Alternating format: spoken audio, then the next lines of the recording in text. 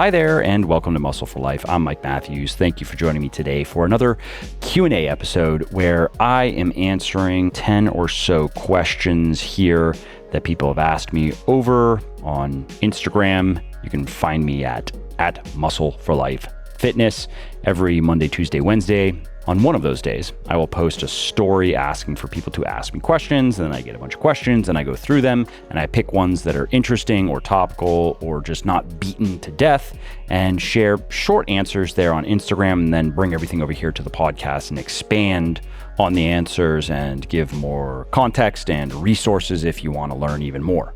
And so in this episode, I will be answering questions about plant protein versus whey protein, workout splits, my favorite workout split, and why, if I'm going to be doing a toddler or kid's multivitamin, when to start using a weightlifting belt, if at all, whether weight maintenance phases are worthwhile, or whether you should just always be cutting or bulking until you have the body you want, and then finally maintain, and more. Also, if you like what I'm doing here on the podcast and elsewhere, and if you want to help me do more of it, please do check out my sports nutrition company, Legion, because while you don't need supplements to build muscle, lose fat, and get healthy, the right ones can help. And that's why over 350,000 discerning fitness folk have chosen Legion and have left us over 35,000 5-star reviews. Well, that and our 100% natural products, our clinically effective ingredients and doses, and our no-hassle money-back guarantee. And wait, there is more, because Legion is also holding its biggest sale of the year right now over at buylegion.com. That is BUYLEGION.com. And that means you can save up to 30% on everything in our store, including our protein powders, our pre-workout, our post-workout, our fat burner, our multivitamin, our joint support supplement, and more. And you will get a free $20 gift card on all orders over $99, a free $30 gift card on all orders over $149, and a free $40 gift card on all orders over $199. And so what that means then is you can save up to 50%, actually, because you're getting 30% right off the top, and then you are getting an additional 20% in the form of a gift card that you can redeem for anything in our store. So skedaddle on over to buylegion.com, that's BUYlegion.com right now, and save big before we run out of stock of at least a thing or two, which happens every year during our Black Friday, Cyber Monday sale. No matter how much forecasting we try to do, no matter how fancy our software is, there are always a handful of SKUs that just sell 2 or 3 times what we expect and run out of stock. So again, head over to buylegion.com, place your order, save up to 50%, and have a happy holiday. All right, the first question comes from Anonymous. Unfortunately, I don't have any information on who asked these questions because Instagram was glitching out, but I have the questions. So the first one is Plant Plus just as effective as Whey Plus? So they're asking about my protein powders. Plant Plus, of course, is a plant-based protein powder. It is a mixture of pea protein and rice protein because those sources in particular have complementary amino acid profiles. When you combine them, they look a lot like whey protein, which is why that combination is often referred to as the vegan's whey. So is that product as effective as my whey protein isolate? And the answer is maybe. When I answered this on Instagram, I said yes, but after answering this on Instagram, I actually found some research that shows that whey protein might be superior for muscle building after all. So let me explain. There are a number of studies that show that you can gain plenty of muscle and strength with plant-based protein, plant-derived protein. There are studies specifically on pea protein, on rice protein. These are high-quality sources of plant protein. And again, when you combine them, they are even better than when you eat them separately. But one study that I recently came across showed that whey resulted in 30 to 40% higher levels of amino acid in people's blood compared to several blends of plant protein powders. So they were using pea protein, pumpkin protein, sunflower protein, and coconut protein. So there wasn't a pea rice blend like my Plant Plus, but there was pea plus one of the others that I mentioned, and then other combinations as well. And again, what the researchers found is that even when they matched the amount of essential amino acids in the amount of whey protein and plant protein, which required more plant protein. I believe the serving of whey protein was 24 grams in this study, and that provided, I don't remember the number off the top of my head, but it provided probably around 10 to 12 grams of essential amino acids, something like that, and maybe around 3 grams of leucine. And so what they did is they combined these different plant proteins in different ways, always matching the amount of essential amino acids, which required, again, if I'm remembering correctly, about 30 to 34 grams of total protein to achieve the same amount of essential amino acids and leucine in particular as the whey protein. And that was a smart design decision because the essential amino acids in particular are what are most important for the purposes of muscle building. So just to repeat the results, what the researchers found is that whey was far more effective at raising amino acid levels in the participant's blood, which of course ultimately is what matters. If we're talking about bioavailability, the availability of the protein for our body to use it, that is what we need to see. We need to see, eat the protein, see the amino acid levels of our blood rise, so then our body can use those amino acids to repair muscle tissue, build muscle tissue, and so forth. Now, this was one study. And again, they didn't have a pea and rice protein condition, but it does suggest that whey protein may indeed be superior for building muscle than plant protein. And I personally use my Plant Plus product. I use 1 scoop per day. I mix it with some whey because I like how they taste together. So these days I mix 1 scoop of my salted caramel Whey Plus with 1 scoop of my vanilla Plant Plus. And that is 1 protein shake. And then I will have 1 other scoop of whey protein at some point in the day. And then I get the rest of my protein from food.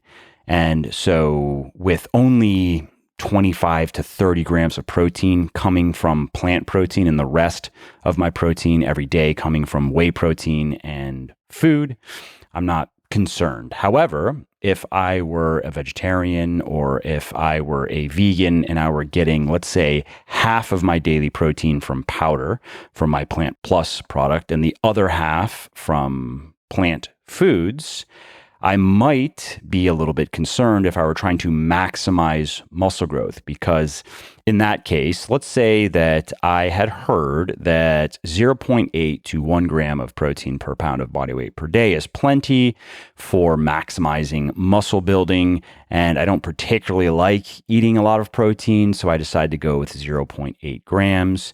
There is good evidence for that, but we have to remember that that is assuming the protein is of the highest quality and the highest bioavailability, which means animal-derived, not plant-derived. So if I were to eat, let's say, 0.8 grams of protein per pound of body weight per day, half of that came from my own supplement, pea protein, rice protein. The other half came from other plant foods.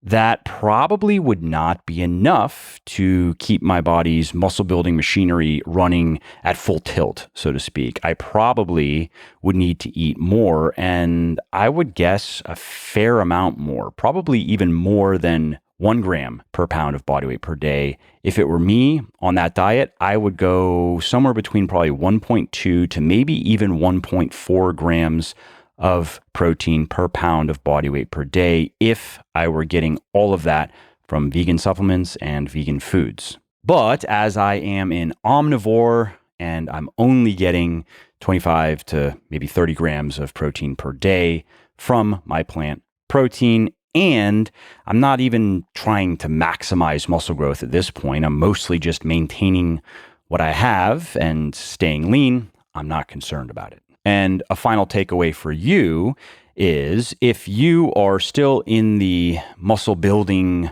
phase of your journey, if you are still really trying to put on some size or put on some strength, then I would recommend that you get the majority, let's just say at least 80% of your protein from the highest quality sources that fit your diet. So if you are omnivorous, I would not recommend getting, let's say, half of your daily protein from even my Plant Plus protein supplement. I would recommend getting as much of it as you can from food. And again, animal foods do provide the most bioavailable, and they do provide the highest quality protein, especially when you look at it calorie for calorie.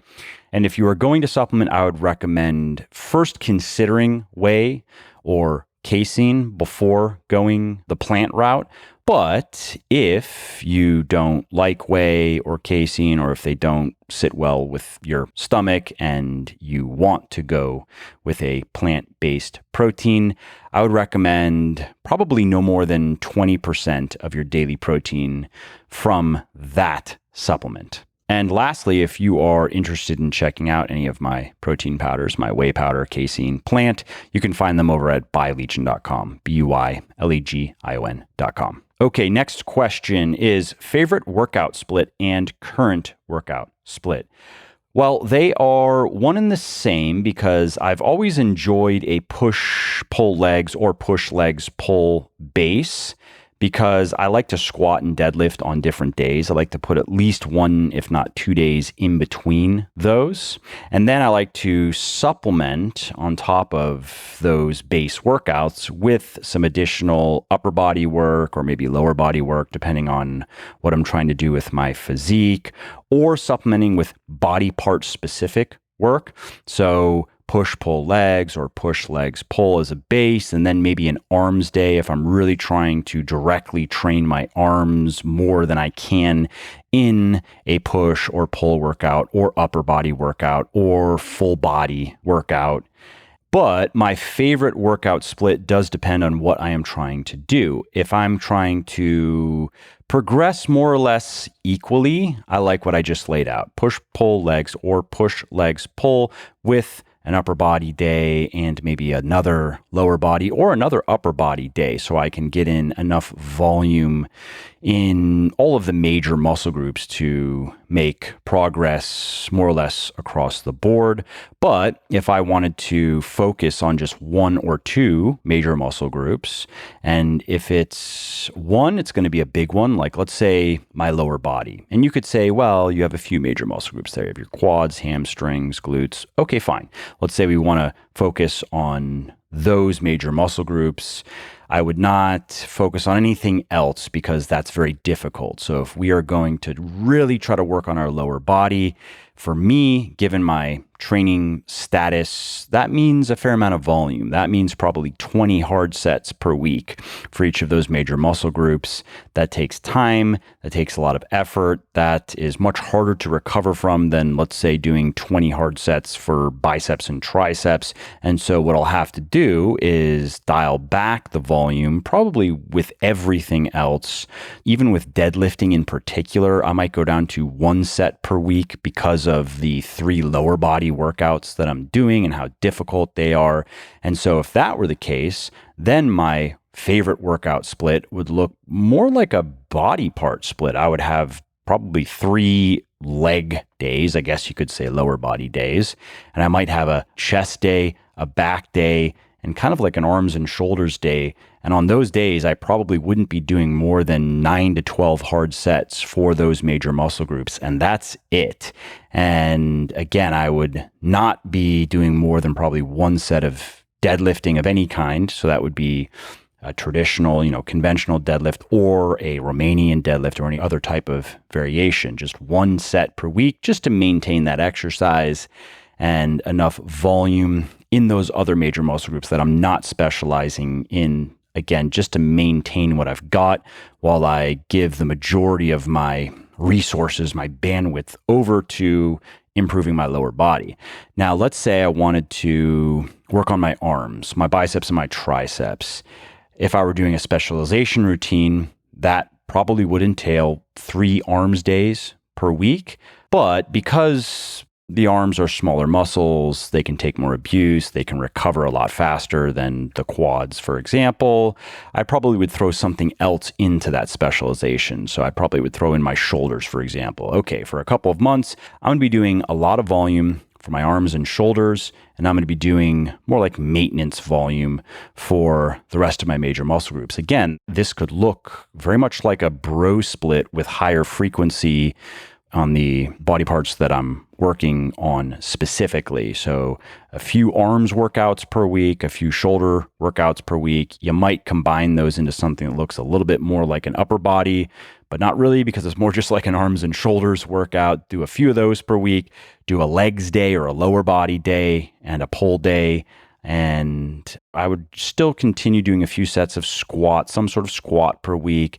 I might be able to get away with a few sets of deadlifting per week, again, because the amount of wear and tear when you are specializing in, let's say, your arms and your shoulders, it's just much lower than lower body or even back.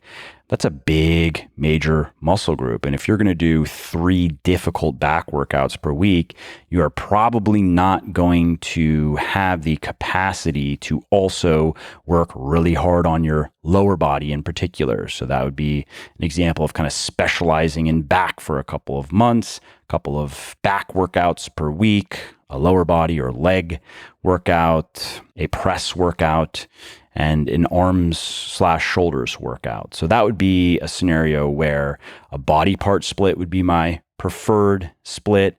If I were wanting to simply maintain, a full body split would work just fine. And that has benefits. One of the major benefits of the full body split is you don't get very sore. And a counter argument to that is if you are an experienced weightlifter and you are not doing an inappropriate amount of volume for any major muscle group in any workout, you're not going to get very sore anyway. However, with a full body split, you can increase frequency to 3, 4, 5, 6, even 7 days per week. I would not recommend 6 or 7 unless you really know what you're doing and your weekly volume isn't too high, blah, blah, blah. But it allows you to train a body part every day if you want to, because you are only doing a couple, 3, probably 4 sets per day. And you could do that 3, 4, 5 days per week, for example, with a full body split. But it would be hard to do that with multiple major muscle groups with any other type of split. And otherwise, I don't think there's anything special about the full body split. I know it's kind of trendy these days, and it can work just fine. It can work great for people who are new because they don't need that much training stimulus to maximize muscle and strength gain. So they could just do like 3 full body workouts per week, for example. But that same routine would not work for an intermediate or advanced weightlifter who's trying to progress. 3 full body workouts per week is simply not going to provide enough volume for each major muscle group to continue gaining muscle and strength. So frequency is going to have to go up. And if you are going to work out 4 or 5 days per week, 4 or 5 full body workouts might not be the most effective way to achieve your goals. For example, if you are a dude and your upper body is way behind where you want it to be compared to your lower body, especially if you've been lifting weights for a little bit and your lower body has responded well, and that is often the case for a lot of guys. Those are big muscles. Our lower body muscles are big. They respond well to heavy training. They tend to grow quickly, whereas our pecs tend to be stubborn. Our biceps tend to be stubborn. Our shoulders tend to be stubborn. So if that's you, 4 or 5 full body workouts per week might not work nearly as well as an upper lower split or the push pull legs base with a couple of upper body days, which might look more like body part days with a shoulder day where you get in an extra, let's say 10 to 12 hard sets directly for your shoulders. And then maybe an arms day where you are getting in an extra 10 to 12 sets directly for your biceps and your triceps. And if you want to learn more about workout splits, head over to legionathletics.com, search for workout split, and look for an article called How to Find the Best Workout Split for You. And it is a longer form article, but it discusses each of the types of workout splits that I've mentioned in detail, the body part, the upper lower, the push-pull legs, the full body, and it helps you understand which split is going to be best for you given your current circumstances and goals. Hey there, if you are hearing this, you are still listening, which is awesome. Thank you. And if you are enjoying this podcast, or if you just like my podcast in general and you are getting at least something out of it, would you mind sharing it with a friend or a loved one or a not so loved one even who might want to learn something new? Word of mouth helps really bigly in growing the show, so if you think of someone who might like this episode or another one, please do tell them about it. All right, let's move on to the next question, which is simply, when does it get better? When does what get better? Everything. When do things get better? Well, I think that when enough people have finally had enough, things will start to get better. Next question, toddler/kids multivitamin soon? I really want to do one. I am already exploring the possibilities because gummies are possible. Gummies are great, but the constraint is the amount of active ingredients that you can fit into them. I believe it's only 2 to 3 grams per gummy. So for some products, like a pre-workout, which is going to have 20, 25, 30 grams of active ingredients, it doesn't work. But other products, like a kid's multivitamin, that very much could work because you are not going to put as much into a kid's multivitamin as you'd put into an adult multivitamin, for example.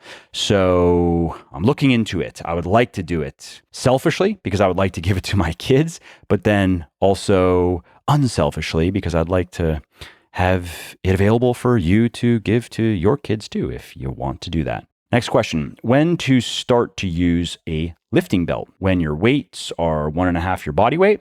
Well, first, let me just quickly explain why you might want to use a weightlifting belt, at least on exercises that require bracing your core, like any sort of squat, deadlift, and overhead press. The reason is not so much safety. Many people think that the belt prevents injury. It actually does not prevent injury per se.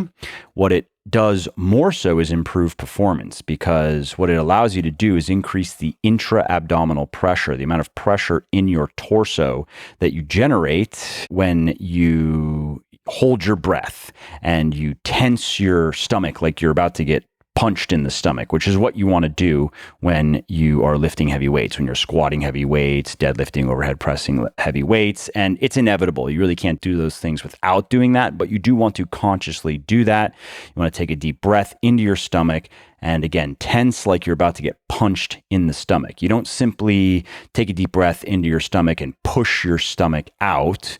That is not necessarily going to increase the intra-abdominal pressure, but if you get ready to take a punch, you'll be doing it right.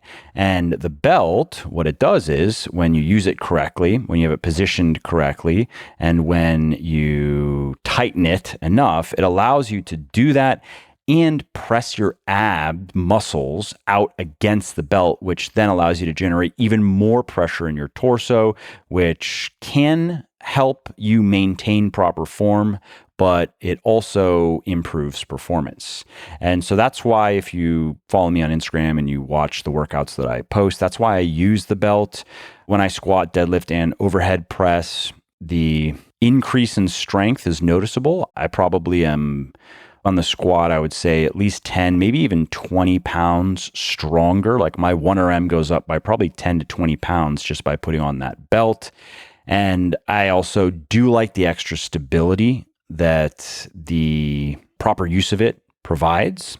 So that's why you might want to use a belt. Now, as for when, I wouldn't recommend using it right away. I'd recommend learning how to do all those exercises beltless initially. And then after probably your first year, so now you're into year 2 of proper and consistent weightlifting. You are now a lot stronger than you were when you started. You have good technique across the board. I think that is the appropriate time to add a belt if you want. Now, if you want to learn more about belts, some of the theory that I just explained, as well as how to find a belt that is going to be good for you, head over to legionathletics.com, search for belt, and look for the article, How to Find the Best Weightlifting Belt for You. Then you'll be on your way. All right, next question. Do you believe in maintenance phases when you are cutting 60 to 80 pounds? Yes, I do think it's smart to probably plan a break of, let's say, at least 7, maybe even 14 days of maintenance calories, probably every 20 pounds or so. I was just reviewing a study today that used intermittent calorie restriction. The protocol was 2 weeks on, basically 2 weeks restricting calories. I believe on average participants were eating about 67% of their total daily energy expenditure. So a pretty aggressive calorie deficit for 2 weeks, high protein, of course, and then 2 weeks of maintenance calories. And that worked quite well. In my experience, though, working with a lot of people over the years, I bet you if you need to lose a lot of weight, you can probably be a little bit more aggressive in the duration of the calorie restriction phase. So I wouldn't be surprised if you could easily go 4 to 6, maybe even 8 weeks. You don't necessarily have to go with a 33% calorie deficit. Although if you have a lot of weight to lose, you probably will be able to do that fairly easily, actually. So let's just assume you can do that 30 to 35% calorie deficit, and you're doing that for minimally 4, if not 6 to 8 weeks. And then you start to feel it. Some of the negative side effects associated with dieting start to catch up with you. You're hungrier, you're crankier, your energy levels are lower. You notice you're moving around less, your workouts are getting harder. Then you take a break, anywhere from 7 to 14 days. Just eat maintenance calories. Make sure to calculate your maintenance calories at that current body weight, because that maintenance number is going to go down as you lose weight. Heavier bodies cost more energy to move around. So many people, they make that mistake. They calculate their calories at the beginning of a weight loss journey. And let's say their maintenance calories, let's say it's 3,000 calories per day. This is a guy, he's very heavy and he burns about 3,000 calories per day. And that would be including exercise, of course. And he loses quite a bit of weight. He wants to take a little break. He doesn't recalculate his new maintenance calories, which let's say are 27 or 2,800 per day, because he's lost a lot of weight. And maybe he's a little bit less active also than he was in the beginning, just making up a situation. He starts eating 3,000 calories per day, which some days is like 3,100, 3,200. He does that for 2 weeks. And he gains, let's say, a pound or two of fat over that period, and he doesn't understand why. So just make sure that you are calculating those maintenance calories right before you are starting that maintenance phase. And the last comment I'll make on this is you don't have to take diet breaks, as they're called, if you don't want to. If you are feeling totally fine, let's say it's been 8 weeks and you've lost quite a bit of weight in that time and you feel great, energy levels are good, you're sleeping fine, your workouts are fine, you don't have to take a break. Just keep going. But just know that if at any point you want to, even if it's just psychological, even if you're just sick of dieting, let's say it's been 3 months now, and you would just like to eat a bit more food. Maybe it's not even about eating junk food or eating foods that you've been restricting or that you really haven't been able to enjoy because you don't have enough calories to really enjoy them the way that you like to. Maybe you just want to eat more of the stuff that you are eating every day because it's nice to eat more food when you've been restricting your food for a while. Do it. Do it for 7 to 14 days. You probably will feel great after that little break, and then you can get back to your cut. All right, next question. What is a good pre-workout meal if you only have 30 to 45 minutes until you start? 30 to 60 grams of carbs of whatever you prefer. I like something light. I don't like the feeling of being full at all. I like to feel like I basically have an empty stomach when I train. So for me, it's just fruit. I'll eat a banana or two before I train. There was a time when I also would do a cup of rice milk. I'd mix some protein in with it, and that provided an extra maybe 25 grams of carbs, and it was pretty tasty. These days, I don't do that, not for any particular reason, but I do always eat some fruit, and I have some pre-workout about 30 to 45 minutes before I train. And the reason I don't always have protein before I train is research shows that if you have eaten protein, let's say within the preceding 2 or 3 hours, you don't need to eat more. You are not going to benefit from eating more. Just go to the gym, work out, and then have protein within an hour or so of finishing that workout. However, if it has been 4+ hours since you've eaten protein before you work out, I would also recommend then having a serving of protein with the carbs. Oh, and a quick comment here. Don't buy into any of the marketing hype around these fancy carbohydrate supplements. They are mostly sold to endurance athletes, but they are also sold to weightlifters. And there are many claims about how those carbohydrate supplements are superior to any and all food forms of carbohydrate for enhancing performance. And sometimes it's a recovery thing. So they'll say, oh, mix this fancy carbohydrate, this fancy starch with your post-workout shake, and you are going to recover X% better than if you ate just some fruit or some oatmeal or potatoes or whatever you might eat for carbohydrate after a workout. All of that is nonsense. I wish it were true. If it were true, I would produce one of those products and I would use it myself and I would sell it. But it is not true. So eat your carbs and eat what you like. Research shows that for our purposes, it doesn't really matter. Now, if you were a triathlon athlete, a high-level competitive triathlon athlete, we would talk a bit more about what types of carbs you are eating when, but that's probably not the case. So let's just keep it simple. Okay, next question. What is your best tip for younger lifters? My best tip is take the time to learn the fundamentals. Learn the fundamentals of good eating, learn the fundamentals of good training, learn to be patient, learn how to stick to the boring basics regardless of what you see on social media, all of the interesting things that people do to get you to stop scrolling and engage. If you can just do that, learn the fundamentals, get good at them, be patient, you can get jacked by anybody's standards in 3 to 5 years. Okay, last question. How do you personally differentiate between training and exercise? Well, training is exercise, but it's exercise with specific and measurable goals, and it's exercise that you do according to a system that is meant to help you reach those goals.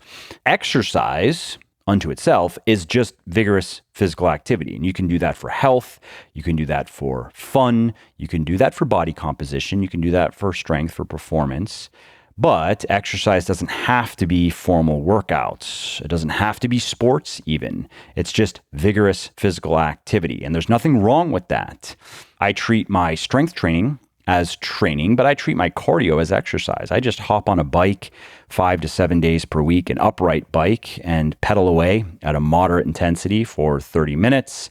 And I'm usually doing that while I'm on a phone call, a work call, usually sometimes a personal call, which I have to do anyway, so I might as well just do it on the bike. Or I read on my phone, which again, I'm going to put time into every day anyway, so I might as well just do it on the bike. Or doing vocabulary flashcards for my writing, which I'm going to do anyway, so I might as well do them on the bike. Well, I hope you liked this episode. I hope you found it helpful. And if you did, subscribe to the show because it makes sure that you don't miss new episodes. And it also helps me because it increases the rankings of the show a little bit, which of course then makes it a little bit more easily found by other people who may like it just as much as you. And if you didn't like something about this episode or about the show in general, or if you have ideas or suggestions or just feedback to share, shoot me an email, mike@muscleforlife.com, muscleforlife.com, and let me know what I could do better or just what your thoughts are about maybe what you'd like to see me do in the future. I read everything myself. I'm always looking for new ideas and constructive feedback. So thanks again for listening to this episode, and I hope to hear from you soon.